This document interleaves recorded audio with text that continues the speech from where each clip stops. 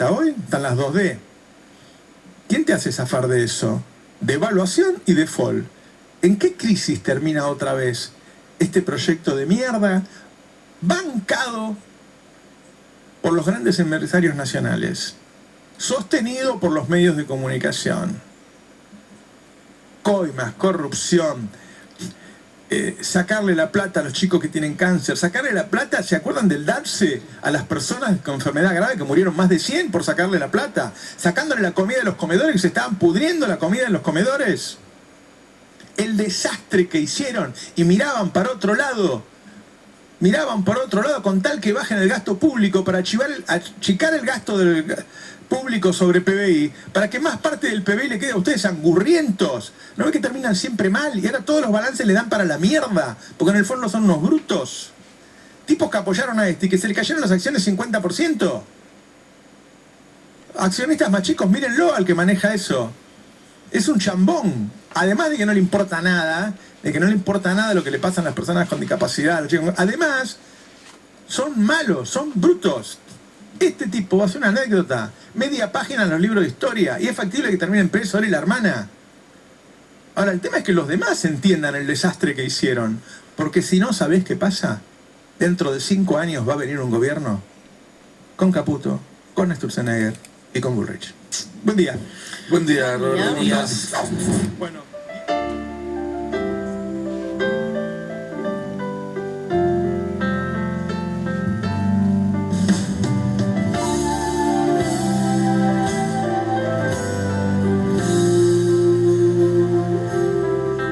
Cuentan que este país una vez fue un país de verdad, con ideas y todo, con historia y raíz. Cuentan que este país... ¡Oh!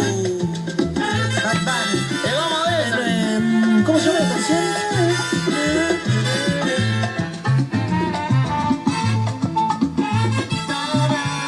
Nueva York.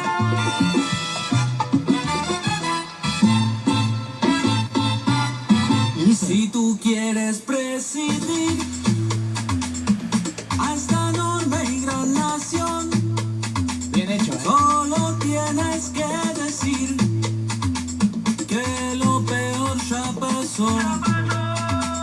Si tú quieres presidir a esta enorme y gran nación, solo tienes que decir ¿Quién es este capo, che? que lo peor ya pasó. Hablan las urnas y nos da igual, hay que tocar el equilibrio fiscal, antes que en el culo del Banco Central. ¿Quién mierda quiere escuchar al gordo Dan? El divulgador, yo soy el hermano. Sí, uso 3 camperas aunque sea verano. Conozco a Conan del Coliseo Romano, les doy una mano. Sí, sí, inviertan en libra. No se confundan. Muy chiclero No, este. no, entre pa' Karina. Ey, Caputo lo dijo en varias entrevistas, el Messi de los financistas. Sí, sí, sí. Bueno, En 30 años la nueva Argentina. Si tú quieres presidir a esta enorme y gran nación, solo tienes que decir que lo peor ya pasó. Si tú quieres presidir a esta enorme y gran nación, solo tienes... ¿Quién es, che? ¿Palmito mandó? Y así pasamos con una cancioncita de humor de Gelatina, gracias a que nos permiten utilizar su material, y por supuesto a Radio El Destape, que siempre nos brinda parte de lo que ellos hacen para que lo compartamos con ustedes, nuestra audiencia. ¿Con qué seguimos? Breve, de acá, de Río Tercero. Bien. Ha sucedido a las 21 horas. Una joven se arrojó al río y fue rescatada por vecinos. Se encuentra en el hospital. Un momento dramático se vivió apenas pasadas las 21 de este jueves, cuando una joven de unos 25 años se arrojó por voluntad propia al cauce del río Talamuchita, a la altura del barrio Intendente Ferrero. Su decisión fue observada por vecinos que llamaron a los bomberos e inmediatamente corriendo riesgo, fueron a su rescate. Afortunadamente lograron sacarla del agua semi-inconsciente. Enseguida fue trasladada al hospital provincial, donde está siendo atendida. Vaya a saber qué le habrá pasado, pobrecita. Exacto, pobre criatura. Y hoy se ve muchas de esas cosas. Exactamente. Bien, hoy continuaremos con la biografía no autorizada de Juan Schiaretti. Janes Chantaretti. Juan Scagaretti. Bien, hoy vamos a continuar con su historia, ahora a partir de las aulas a la militancia callejera. Schiaretti se graduó de contador en 1970 a los 21 años. Gobernaba por entonces el mencionado general Livingston, un militar nacionalista que fue designado como presidente por la Junta Militar que derrocó a Onganía, integrada por el teniente general y posterior presidente de facto Alejandro Lanusse, el almirante Pedro Navi y el brigadier general Carlos Rey. La lucha de los obreros y estudiantes, que tuvo su clímax en el Cordobazo, contagió a los estudiantes y Schiaretti no fue la excepción, enrolándose en lo que se llamó el peronismo de base, que se nutría de universitarios que militaron en el integralismo. El 20 de junio de 1973, menos de un mes después de que el tío Héctor Cámpora asumiera su interina presidencia el 25 de mayo, el expresidente general Juan Domingo Perón regresó de su exilio de 18 años. En Ezeiza lo recibieron más de 1 millón de peronistas de derecha y de izquierda, entre ellos el joven contador hijo del obrero ferroviario. El festejo por el regreso definitivo del general terminó en una balacera protagonizada entre los sectores ortodoxos del peronismo, como el Comando de Organización, la Juventud Sindical Peronista y la CNU, Concentración Nacional Universitaria, contra la Juventud Peronista y montoneros que disputaban copar el acontecimiento. El saldo, 13 muertos y 365 heridos. Ese mismo año, con apenas 24 años, Schiaretti debutó como funcionario público asumiendo como personal técnico de la Dirección de Comercio e Industria de Córdoba, gobernada por Ricardo Obregón Cano, un odontólogo ligado a la tendencia revolucionaria del peronismo, donde militaban cuadros de montoneros. Obregón Cano y su vicegobernador Atilio López, secretario general del entonces combativo gremio de la Unión Tranviarios Automotor, UTA, y de la Confederación General de los Trabajadores, CGT, llevaron adelante el gobierno más popular y progresista de Córdoba, pese a su corto mandato de 9 meses. Pero en el marco de la derechización del gobierno de Perón en su tercer mandato, tras el ataque del ERP al cuartel de Azul, el 27 de febrero de 1974 fue derrocado por el jefe policial coronel Antonio Navarro, apoyado por el propio presidente Perón, en lo que se conoció como el Navarrazo. La derecha peronista cordobesa, donde militaba el joven José de la Sota, aplaudió el golpe contra Obregón Cano y se alineó con el general, que acusaba a Obregón Cano de tener un gobierno lleno de infiltración marxista.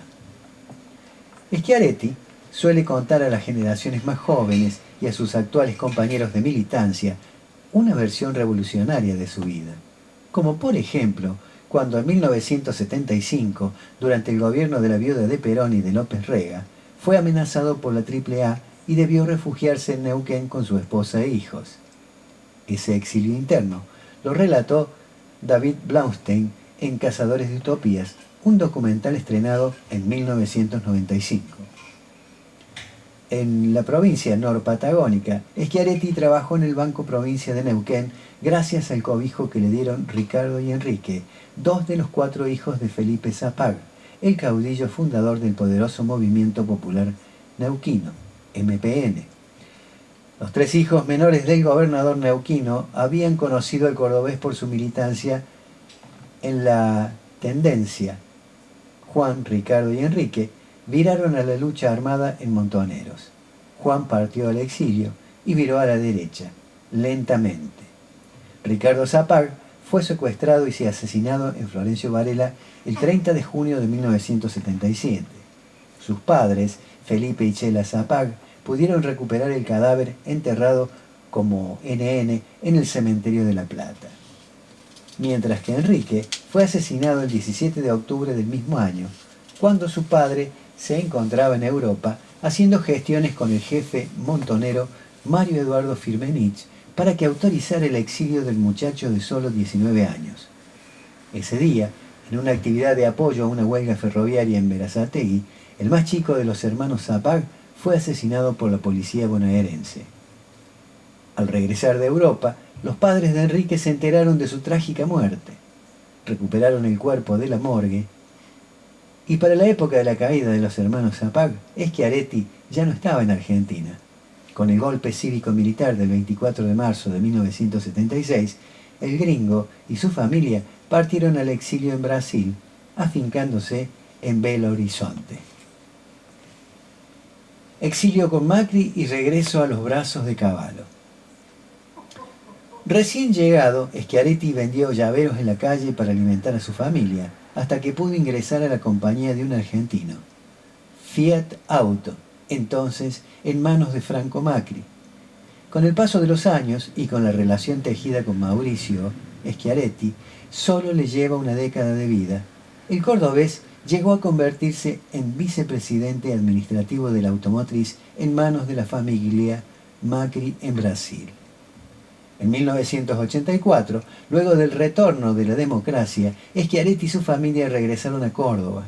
Y al año siguiente, en 1985, comenzaron a trabajar como gerente financiero del grupo industrial Astori, empresa fabricante de estructuras de hormigón premoldeado, capitaneada por ese entonces por don Piero Astori. 2 décadas después, ya siendo gobernador de Córdoba, Schiaretti hizo devolución de favores a la familia Astori con millonarios y cuestionados contratos de obra pública.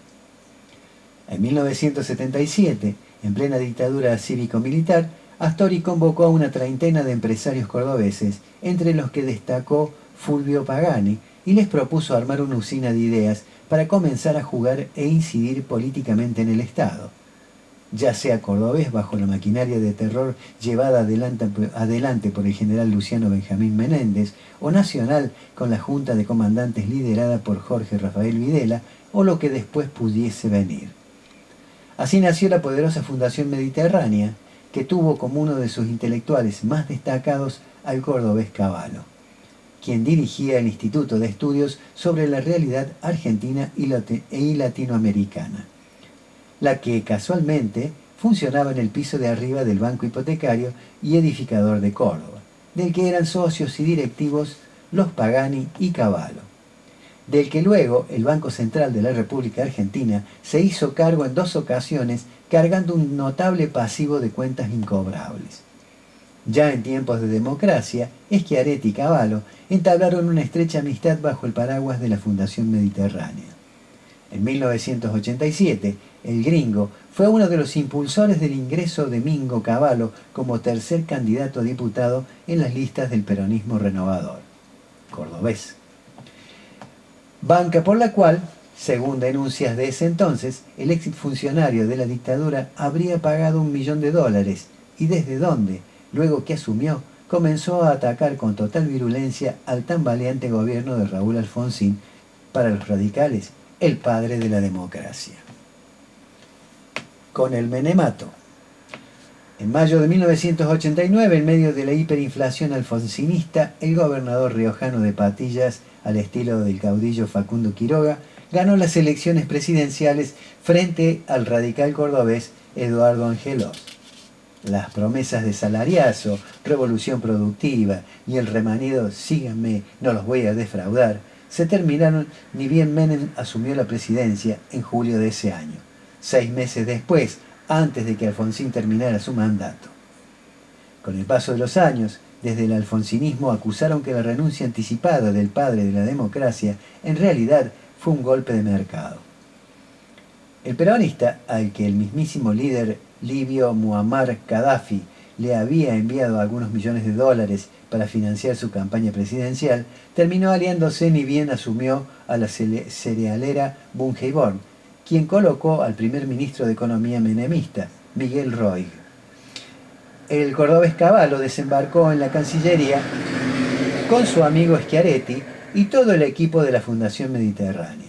Y lo primero que hizo el flamante canciller fue firmar los acuerdos de Madrid con Inglaterra, que fueron una virtual capitulación tras la derrota en la Guerra de Malvinas de 1982.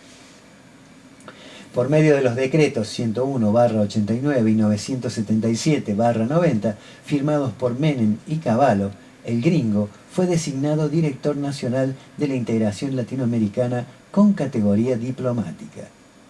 Es designado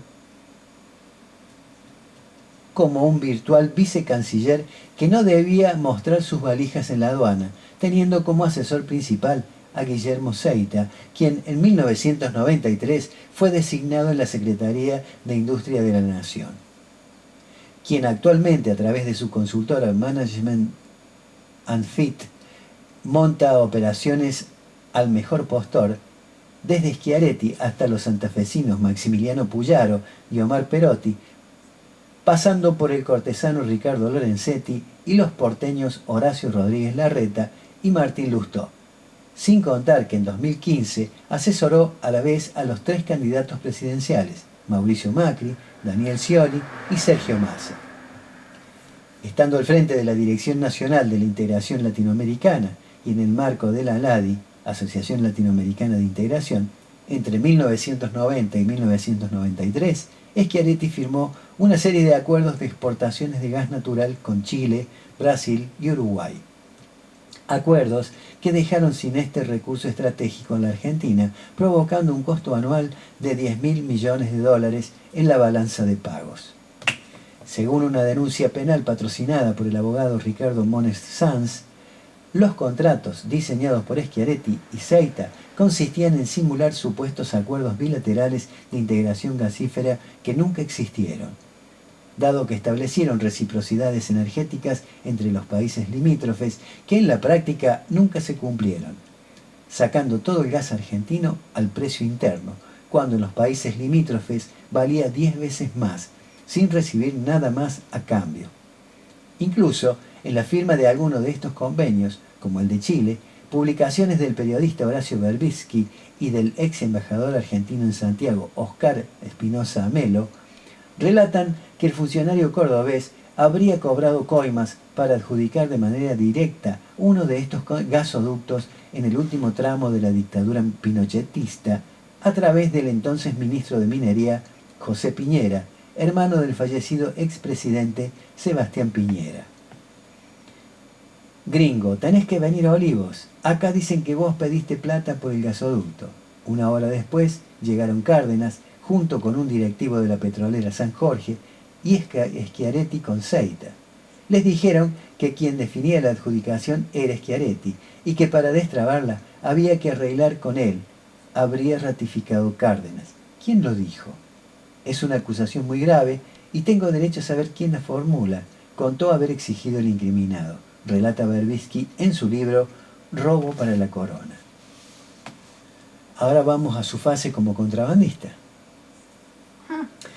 En enero de 1991, Cavallo renunció a la Cancillería y asumió como ministro de Economía de Menem, con amplios poderes para hacer prácticamente de todo.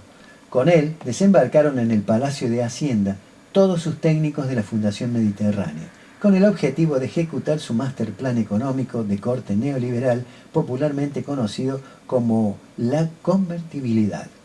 Plan que, acorde al consenso de Washington, consistía en privatizaciones mediante la capitalización de la deuda externa, desregulaciones, ancla cambiaria y apertura al exterior sin límites, lo mismo que está haciendo Milei. Con la mudanza de Cavallo a Economía, Schiaretti se llevó los contratos de exportaciones de gas bajo el brazo mediante el decreto 231/1991, ya que fue nombrado secretario de Industria de la Nación. Su entonces asesor y actual consultor Seita también se mudó a ese ministerio con el rango de subsecretario de Relaciones Institucionales. Estando al frente de la Secretaría de Industria, el gringo habilitó una mega estafa a la vista de todos, donde el principal beneficiado fue su patrón que le dio cobijo en Brasil en los 70s. Sebel, la automotriz controlada por la familia Macri, contrabandeó 13.000 vehículos desde Uruguay, originando una causa judicial penal por la cual Mauricio Macri estuvo procesado durante años y fue dejado libre de culpa y cargo con un fallo trucho alegando cosa juzgada emitido por la Corte Suprema Automática de Menem. La maniobra era muy simple. Sebel Argentina exportaba, autovendía, autopartes a Sebel Uruguay. Allí armaba los vehículos y a través de la firma Opalsen S.A., cuyo directorio lo conformaban los propios ejecutivos de Sebel, los importaba nuevamente a Argentina y los vendía a particulares. De esta forma, cumplía aviesamente el régimen automotor de importaciones compensadas. Con la participación de Schiaretti como secretario de Industria, el clan Macri estafó al Estado argentino en 450 millones de dólares. Según el decreto 2677/91, el secretario de Industria de la Nación debía controlar esas importaciones y exportaciones de vehículos y autopartes con el fin de mantener el equilibrio en la balanza comercial, paradójicamente, disposición que él mismo había creado y violado. Hoy llegamos hasta aquí y el próximo programa continuaremos con la biografía no autorizada de Juancito Schiaretti, que cada vez se pone más jugosa. Tenemos por lo menos para 7 u 8 programas la biografía, porque este muchacho tiene una biografía que más diría yo un prontuario bastante, pero bastante frondoso. Ya se ve. YPF Barale Hermanos, Sociedad Anónima, que te brinda, además del mejor combustible, un lugar placentero donde disfrutar de un café, una merienda al paso, con la mejor atención. Recibimos todas las tarjetas. Con YPF Serviclub, todas tus compras suman y obtenés promociones y descuentos. Cambio de aceite, chequeo integral en YPF Boxes, que podés pagar con naranja en 6 cuotas sin interés. YPF Barale Hermanos, Sociedad Anónima, te espera en Avenida Sabio, Camino Almafuerte, con el mejor servicio. Veterinaria Priotti te ofrece una especializada atención para tu mascota. Planes sanitarios, cirugía de media y alta complejidad, traumatología, cardiología, radiografía digital, ecografía, electrocardiograma, odontología, laboratorio de análisis clínicos. Veterinaria Priotti, donde tu mascota tiene voz, está en Esperanza 1482. Urgencias 3571 69 28 69. WhatsApp 3571 32 76 07. Y en Instagram, Veterinaria Priotti. Misceláneas de María Susana, en Leandro Alem 950, tiene la indumentaria para toda la familia. Bebés, niños, jóvenes y adultos se visten en Misceláneas de María Susana. Alem 950, teléfono 3571 60 70 21, Río Tercero. Llegate a Miscelánea María Susana. No te vas a arrepentir cuando veas los precios, calidad y variedad de prendas. Comprobarás que valió la pena y te vas a llevar todo. Te recuerdo nuevamente la dirección. Alem 950, Río Tercero. Miscelánea María Susana. El BEA de Parque, con B de Bienestar, en Eleazar Garzón y Juan Álvarez, en Parque Monte Grande. de oferta todo el año. Escucha esto. Alfajor fulvito por 10 unidades, 1.999 pesos con 90. Por 5 unidades, 1.199 con 90. Turrones, la caja, 7.999 con 90. Por 6 unidades, 999 con 90. Cada uno, 200 pesos. Gaseosa Córdoba por 3 litros, 1.300 pesos. Cerveza, 361, una por 2.500 pesos, 2 por 4.000 pesos. Carne, costilla, el kilo, 6.600 pesos. Aguja por 2 kilos, 15.999 pesos. 3 kilos de asado, 19.999 pesos. Maples de huevo, 5.300 pesos. 2 mayonesas cada día por 250 gramos, 1.099 pesos. Y el BEA de Parque te atiende de lunes a sábados de 8 a 0 horas y los domingos de 9 a 13:30 horas. ¿Dónde si no? El BEA de Parque ayuda a cuidar tu bolsillo. Tre Fratelli Despensa, en Justiniano Pose 2655 de Barrio Parque Montegrande. Tiene todo lo que necesitas en fiambres, chorizos, milanesas listas para freír, artículos de almacén, limpieza y también perfumería. Acordate, Tre Fratelli, en Justiniano Pose 2655, te atiende Ladero con la mejor onda. Marcos y Ariel, desmalezados, podas, extracción de árbol. Teléfono WhatsApp 3571 456 295.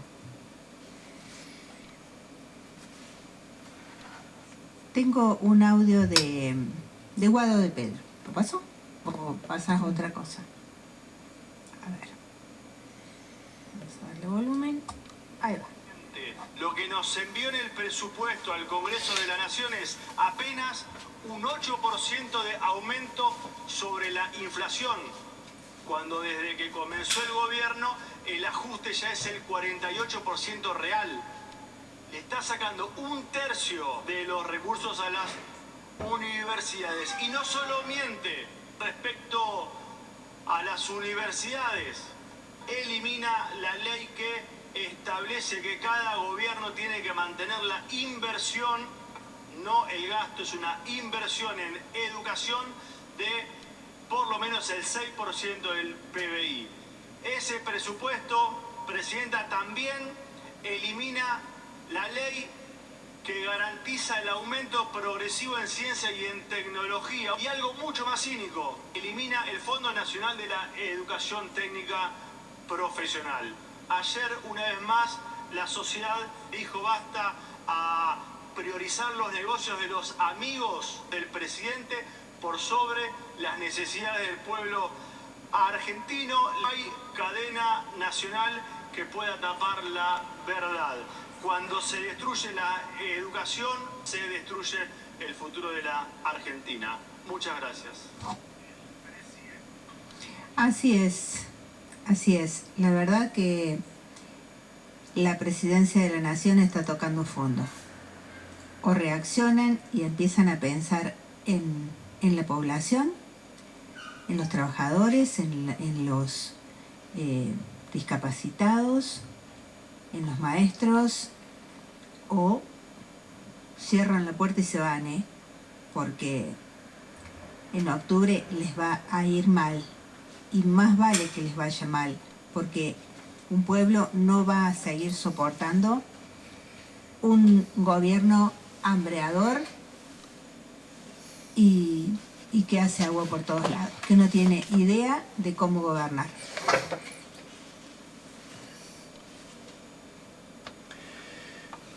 El silencio del señor presidente. Una pregunta nodal recorre el texto de Miguel Gaya. ¿Cuál es la línea que ata a la ejecutora vil de la política represiva del gobierno nacional con el silencio del presidente de la República.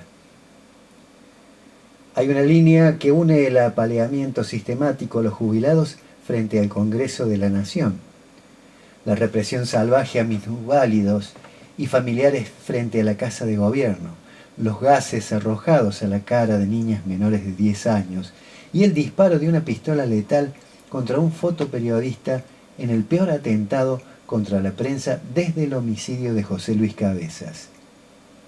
Esa línea ata a la ejecutora vil de esa política con el silencio del presidente de la República.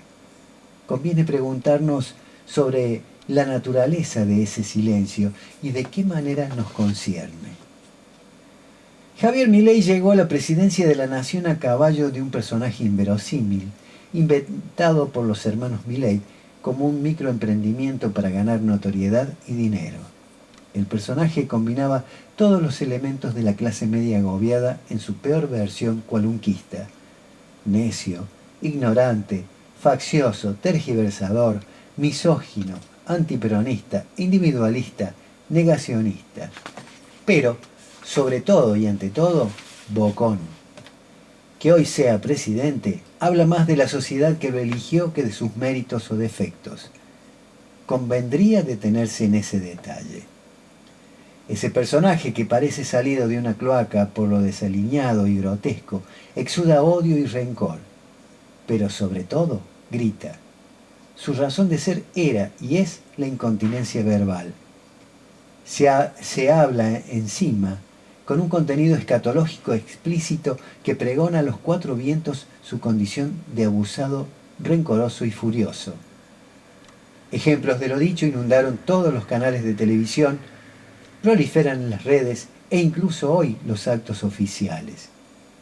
Como se dice habitualmente, no califico, describo. Sin las palabras, sin esas palabras actuadas, Javier Milei no es nada. Habla hasta el aturdimiento propio y ajeno. Habla con razón y sobre todo sin ella, porque lo que vale es vociferar y, en lo posible, apabullar, enmudecer y anular a quien se ha elegido de adversario.